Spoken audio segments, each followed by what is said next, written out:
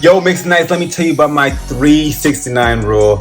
And that's when you're going to run 3 different times, 3 miles, 6 miles, and 9 miles. And the reason why you want to do that is because you may have a shoe that you just got and you feel like it's ready to race, but it may not be. So test it out before you start bleeding in between your runs.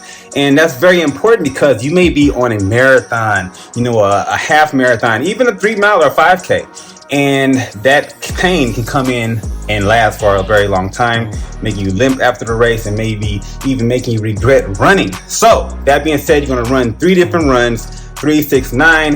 And if you want to adjust things, probably adapt some Moleskin, wear some longer socks, things like that to help alleviate any kind of discomfort in your run. As always, make sure you check out my YouTube channel, Nathen Mixon, and also subscribe to it. Turn on the push notifications so you don't miss a beat. And I'll catch you later. Peace!